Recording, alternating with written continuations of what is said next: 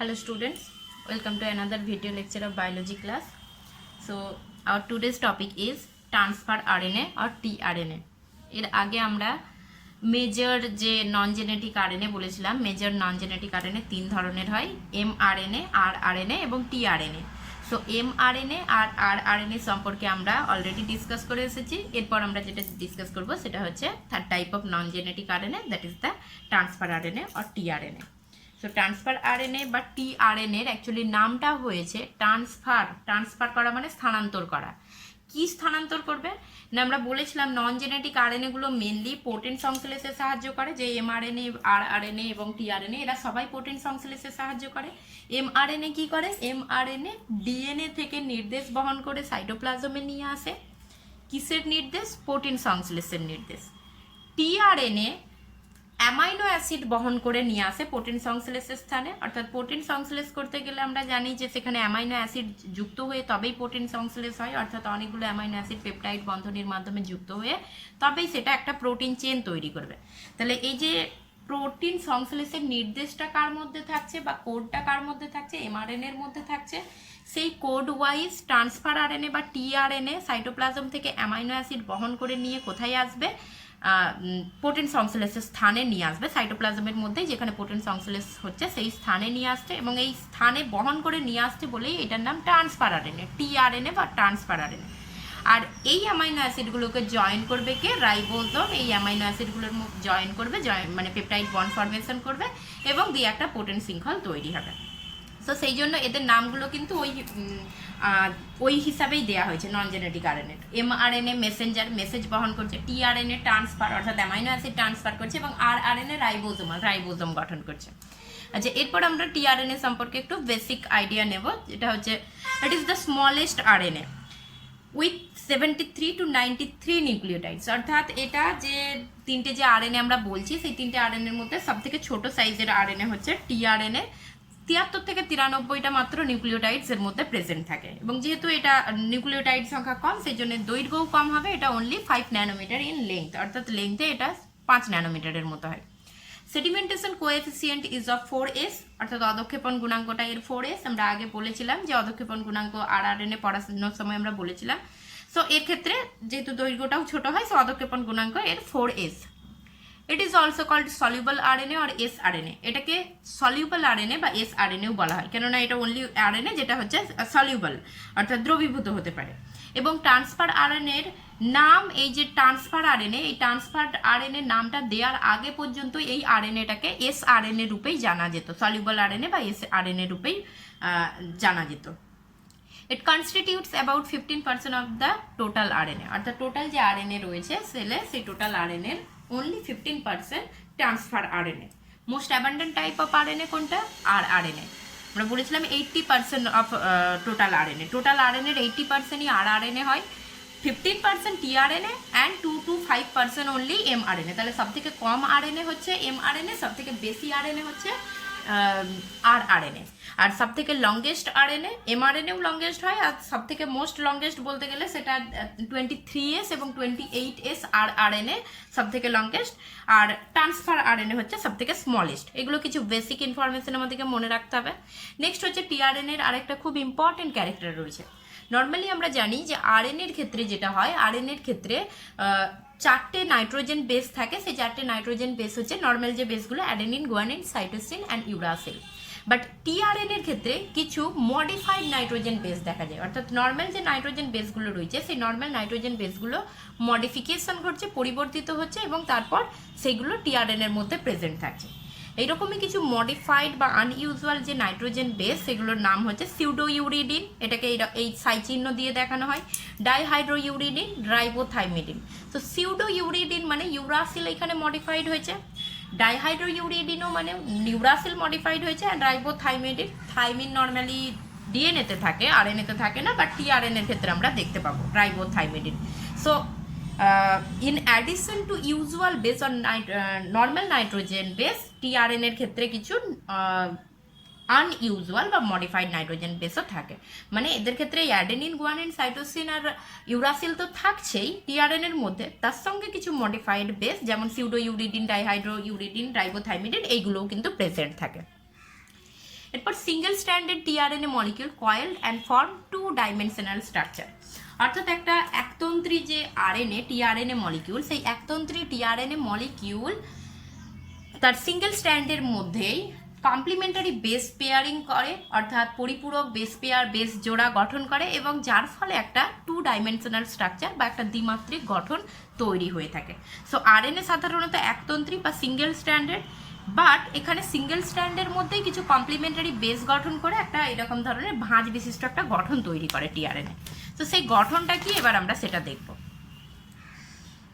So এর গঠনটা টিআরএনএর এইরকম 2 ডাইমেনশনাল গঠনটা সায়েন্টিস্ট হোলি 1965-এ ডেসক্রাইব করেছিলেন। অর্থাৎ টিআরএনএর যেই 2 ডাইমেনশনাল যে একটা স্ট্রাকচার, সেই 2 ডাইমেনশনাল স্ট্রাকচার সায়েন্টিস্ট হোলি 1965-এ ডেসক্রাইব করেছিলেন, এবং এই স্ট্রাকচারটা উনি একটা মডেলের মাধ্যমে দেখিয়েছিলেন। সেই মডেলটার নাম দিয়েছিলেন clover leaf model of tRNA.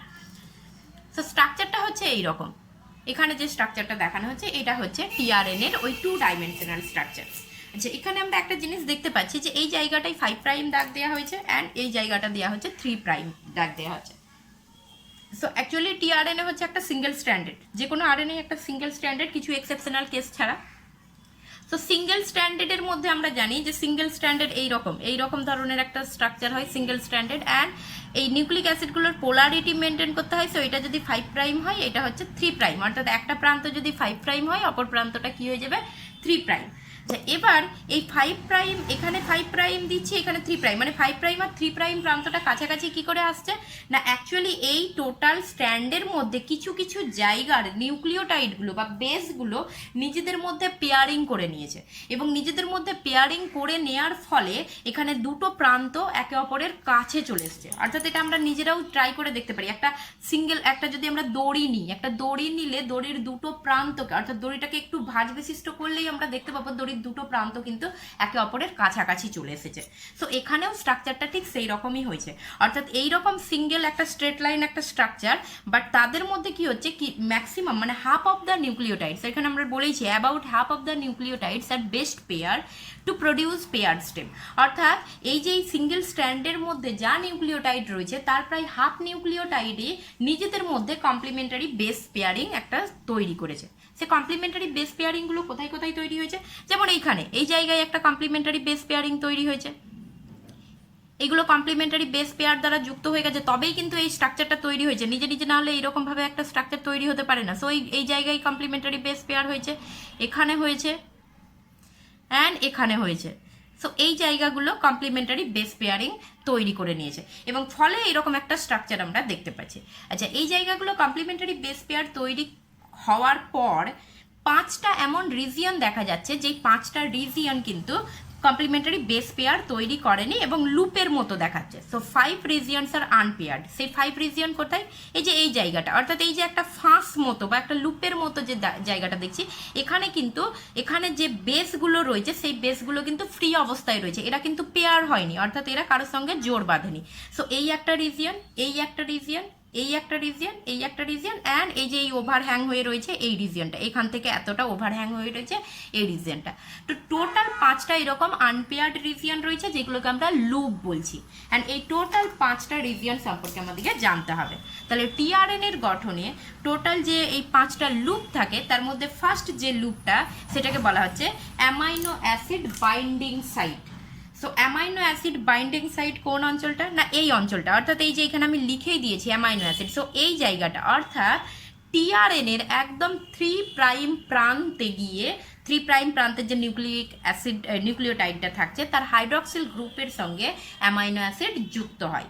So আমরা বলেইছি টিআরএনএর ফাংশনটাই হচ্ছে অ্যামাইনো অ্যাসিডকে বহন করে নিয়ে যাওয়া, কোথায় না সাইটোপ্লাজমে, যেখানে প্রোটিন সংশ্লেষ হচ্ছে, অর্থাৎ রাইবোজোম আর এমআরএনএর কাছে টিআরএনএ অ্যামাইনো অ্যাসিড বহন করে নিয়ে যাবে। তাহলে বহন করে নিয়ে গেলে তাকে আগে যুক্ত হতে হবে, অ্যামাইনো অ্যাসিডের সঙ্গে যুক্ত হতে হবে, এবং সেই অ্যামাইনো অ্যাসিডটা যুক্ত কোথায় হচ্ছে, এই অঞ্চলটাই, অর্থাৎ এই যে 3 প্রাইম প্রান্ত রয়েছে এই 3 প্রাইম প্রান্তের এই জায়গায় অ্যামাইনো অ্যাসিড যুক্ত হবে। অর্থাৎ এখানে 3 প্রাইম প্রান্তে আমরা জানি যে হাইড্রক্সিল গ্রুপ থাকে, আর 5 প্রাইম প্রান্তে কে থাকে, ফসফেট গ্রুপ ফ্রি অবস্থায় থাকে। তাহলে এই 3' প্রান্তের যে হাইড্রক্সিল গ্রুপটা ফ্রি অবস্থায় রয়েছে এখানটাই অ্যামাইনো অ্যাসিড যুক্ত হবে, এবং যেহেতু এখানে অ্যামাইনো অ্যাসিড যুক্ত হচ্ছে সেই জন্য এই অঞ্চলটাকে বলছি আমরা অ্যামাইনো অ্যাসিড বাইন্ডিং সাইট বলছি। তাহলে অ্যামাইনো অ্যাসিড বাইন্ডিং সাইট কোথায় প্রেজেন্ট থাকছে না, amino acid binding site present থাকছে 3' প্রান্তে, এবং এই 3' প্রান্তের দিকের লাস্ট যে 3টে নিউক্লিওটাইড থাকে সেটা হচ্ছে এইরকম CCA।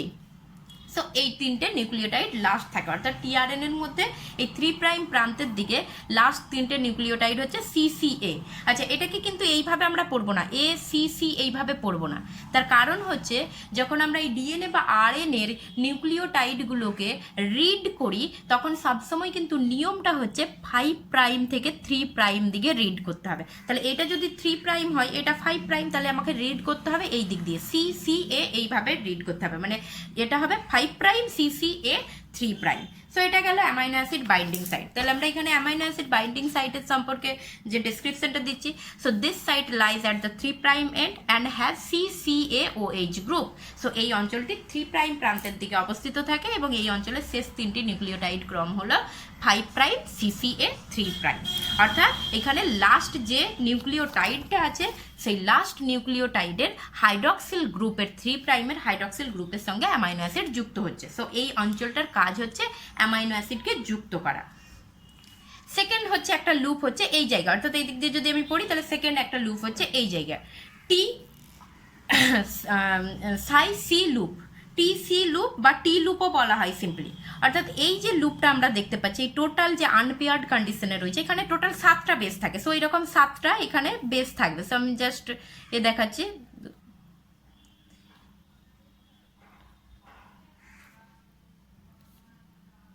সো এরকম 7টা বেস রয়েছে এখানে, এই টোটাল লুপটাই 7টা বেস রয়েছে এবং এই 7টা বেস কিন্তু ফ্রি কন্ডিশনে আছে, কারোর সঙ্গে কিন্তু পেয়ার্ড করেনি।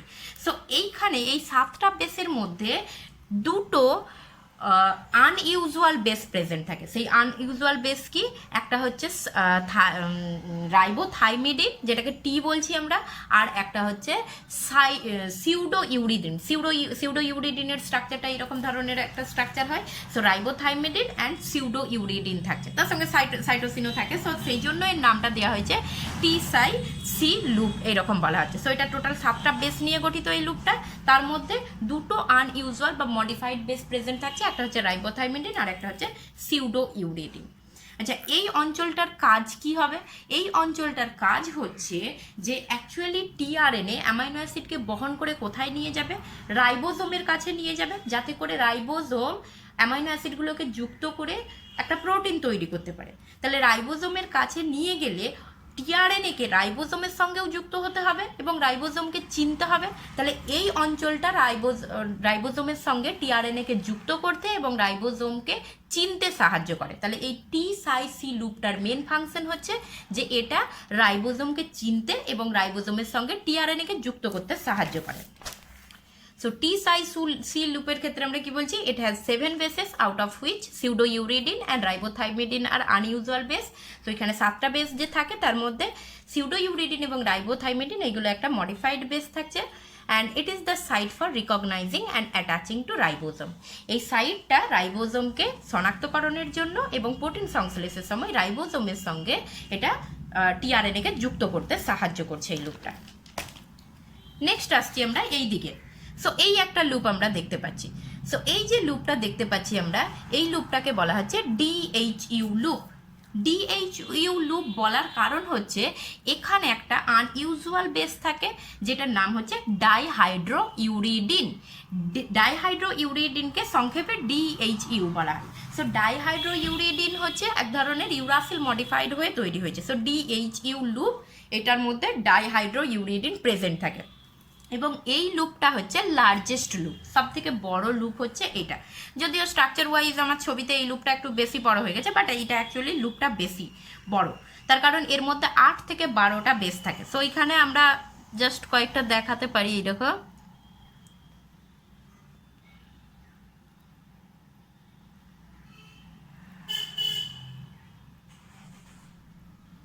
সো এরকম বেস রয়েছে এখানে। সো 8 থেকে 12টা এরকম ধরনের বেস প্রেজেন্ট থাকছে। অ্যান্ড আগেন মনে রাখতে হবে লুপ মানে সেটা আনপেয়ার্ড কন্ডিশনে থাকছে।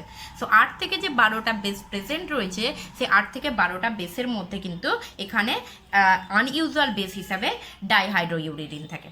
আচ্ছা, এই লুপের এবার ফাংশনটা কি? এই লুপের ফাংশন হচ্ছে এই যে আমরা প্রথমেই বললাম যে অ্যামাইনো অ্যাসিড বাইন্ডিং সাইট মানে এই 3 প্রাইম প্রান্তে গিয়ে কে যুক্ত হচ্ছে? অ্যামাইনো অ্যাসিড যুক্ত হচ্ছে। সো অ্যামাইনো অ্যাসিডকে যুক্ত করার জন্য একটা এনজাইম দরকার পড়ে। সেই এনজাইমের নাম হচ্ছে অ্যামাইনো অ্যাসাইল সিনথেটেস। অর্থাৎ অ্যামাইনো অ্যাসিড নিজে নিজে গিয়ে টিআরএনএর সঙ্গে যুক্ত হতে পারে না, অ্যামাইনো অ্যাসিডকে যুক্ত করে কে? একটা এনজাইম যুক্ত করে, যে এনজাইমের নাম হচ্ছে অ্যামাইনো অ্যাসাইল সিনথেটাস। এবার অ্যামাইনো অ্যাসিডকে যদি যুক্ত করতে ওই এনজাইমটা লাগে, তার মানে টিআরএনএকে কি করতে হবে? ওই এনজাইমটাকে চিনতে হবে এবং ওই এনজাইমের সঙ্গে যুক্ত হতে হবে। তাহলে ওই এনজাইমটা এই প্রান্তে গিয়ে যুক্ত হয়। অর্থাৎ এই লুপটার সঙ্গে অ্যামাইনো অ্যাসাইল সিনথেটেস যুক্ত হচ্ছে। যুক্ত হওয়ার পর সাইটোপ্লাজম থেকে অ্যামাইনো অ্যাসিড নিয়ে এই জায়গায় যুক্ত করছে। সো ডিএইচইউ লুপের ফাংশনটা হচ্ছে এটা অ্যামাইনো অ্যাসাইল সিনথেটেসের সঙ্গে যুক্ত হচ্ছে এবং সেই যুক্ত হওয়া এনজাইম আবার এই 3 প্রাইম প্রান্তে গিয়ে অ্যামাইনো অ্যাসিডকে যুক্ত করছে। সো ডিএইচইউ লুপটা কি বলছি আমরা? The loop contents 8 to 12 bases and is the largest loop. এটা 8 থেকে 12টা বেস থাকছে এবং লার্জেস্ট লুপ বলা হচ্ছে এটাকে। It has an unusual base dihydrouridine. So এই অঞ্চলে যে মডিফাইড বেসটা থাকে সেটা হচ্ছে dihydrouridine and it is the site for recognizing amino acids and binding site for aminoacyl synthetase. So এই জায়গাটায় অ্যামাইনো অ্যাসিডকে রিকগনাইজ করতে এবং অ্যামাইনো অ্যাসিডকে যে যুক্ত করবে, যে এনজাইম যুক্ত করবে যার নাম হচ্ছে অ্যামাইনো অ্যাসাইল সিনথেটেস, সেই অ্যামাইনো অ্যাসাইল সিনথেটেসের সঙ্গে যুক্ত হতে সাহায্য করছে। নেক্সট লুপ হচ্ছে এই একটা লুপ দেখতে পাচ্ছি আমরা এই জায়গায়। সো এই যে লুপটা এটাকে বলা হচ্ছে এক্সট্রা আর্ম। এবার এই এক্সট্রা আর্মটা কিন্তু সমস্ত টিআরএনএর ক্ষেত্রে আমরা দেখতে পাই না, কিছু কিছু টিআরএনএর ক্ষেত্রে দেখতে পাওয়া যায় এবং এর ফাংশন কিন্তু এখন পর্যন্ত ক্লিয়ার নয়। যে এক্সট্রা আর্ম অ্যাকচুয়াল কি ফাংশন করে সেটা কিন্তু এখন পর্যন্ত ক্লিয়ার নয়। নেক্সট টাইপ যে লুপটা আছে সেটা হচ্ছে এই জায়গায় এই লুপটা। সো এই লুপটাকে বলা হচ্ছে অ্যান্টিকোডন লুপ অ্যান্ড এই লুপটা হচ্ছে মোস্ট ইম্পর্টেন্ট লুপ বলতে পারি আমরা। টিআরএনএর মোস্ট ইম্পর্টেন্ট লুপ হচ্ছে এই অ্যান্টিকোডন লুপ। এই অ্যান্টিকোডন লুপ এখানে 7টা বেস থাকে। সো এইরকম ধরনের 7টা বেস থাকে।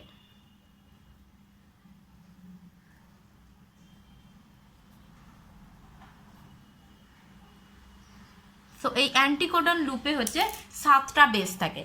7টা বেসের মধ্যে 3টে বেস এখানে এমআরএনএতে উপস্থিত কোডনের সঙ্গে কমপ্লিমেন্টারি হয়। সো এখানে যদি আমরা একটা স্ট্রাকচার দেখাই, তাহলে এইটা যদি আমরা এমআরএনএর স্ট্রাকচার দেখাই,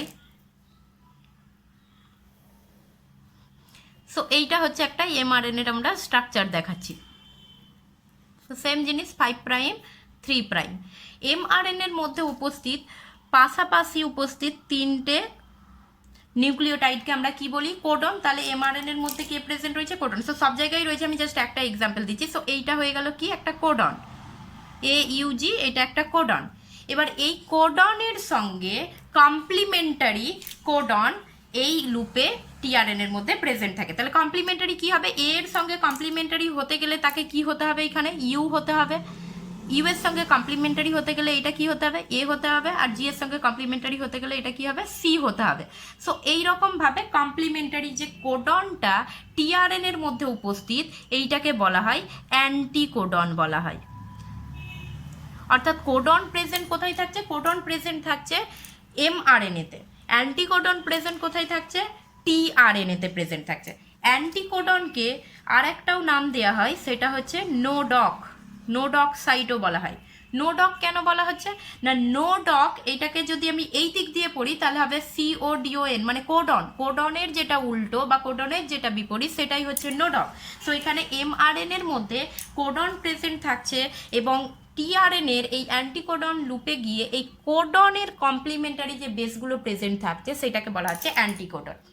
এটা প্রেজেন্ট থাকার কারণ কি না? আমরা প্রথমেই বলেছি যে এমআরএনএর মধ্যে নির্দেশ থাকে, প্রোটিন সংশ্লেষের নির্দেশ থাকে, এবং সেটা কি থাকে, কি রূপে, সংকেত রূপে থাকে, মানে কোনো একটা সিক্রেট রূপে থাকছে, এবং এই সিক্রেটটাকে একমাত্র পড়তে পারে কে, টিআরএনএ পড়তে পারে, এবং এই সিক্রেটটা পড়লে তবেই কিন্তু টিআরএনএ বুঝতে পারবে যে অ্যাকচুয়ালি তাকে কোন অ্যামাইনো অ্যাসিডটা নিয়ে আসতে হবে, তার কারণ কোন অ্যামাইনো অ্যাসিড দিয়ে প্রোটিন তৈরি হবে সেই নির্দেশটা এমআরএনএর মধ্যে সংকেত রূপে রয়েছে, কোড ফর্মে রয়েছে। সো এটা যদি এইউজি হয়, তাহলে যেই টিআরএনএর মধ্যে এই অঞ্চলে ইউএসি রয়েছে, সেই টিআরএনএ এই এমআরএনএর সঙ্গে এরকম বন্ড ফর্মেশন করবে, এবং বন্ড ফর্মেশন করে এটাকে রিড করতে পারছে যে কোডনটা কি লেখা আছে, এবং তারপর এই ওয়াইজ সে অ্যামাইনো অ্যাসিড নিয়ে আসবে। যেমন এইউজি থাকলে তাকে অ্যামাইনো অ্যাসিড নিয়ে আসতে হবে মিথিওনিন, তাহলে মিথিওনিন অ্যামাইনো অ্যাসিডটা তারপর নিয়ে আসবে।